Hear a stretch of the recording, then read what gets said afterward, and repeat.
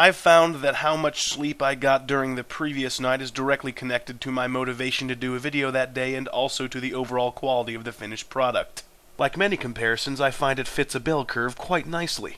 Around the 0 to 2 hours mark, there's just no way the video is going to be good, unless a 3-minute video of me drooling would qualify to you as good material. If it does, first of all, I really wish you would have told me that earlier so I could have stopped putting so much effort into these things, and second of all, you're weird. Hey fellow weirdos, come check out my all drooling all the time channel, youtube.com/user/othergriffdrools. There's a link in the hoobly doobly doo. No, I'm not putting that in the description, and quit interrupting my pre-intro monologue. Anyway, the 3 to 4 hour mark adds a little lucidity, thereby adding quality, and 5 to 8 is the best quality, specifically peaking at 6.5 hours. With 6.5 hours of sleep, my outlook is flavored with just a hint of grumpiness, which adds to the overall glibness of this program. 9 to 10 hours kind of makes me too happy, and subsequently my videos don't have any personality.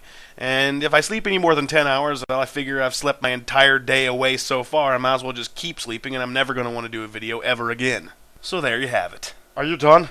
Okay. Seriously, who wouldn't want to watch me watch you watch me drool? Username othergriffdrools. Be there.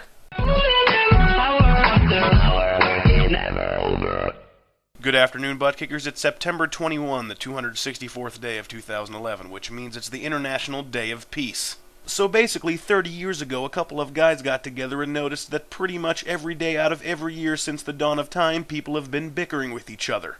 You ate those leftovers I've been saving, your fence extends into my property, you killed our nation's leader, petty things like that started these arguments. So this group of hippies thought it would be a swell idea to get everyone to just get along for a change, which is admittedly easier said than done. And so they thought it would be more practical to ease the world towards total peace all of the time, and thereby compromised and promoted total peace 1/365th of the time. Pretty soon we'll have a second International Day of Peace, and pretty soon after that we'll have International Week of Peace, and then International Month, and then before you know it, International Year of Peace, which by then will just be known as a year. But if we continue on this path, how are we humans going to vent our rage?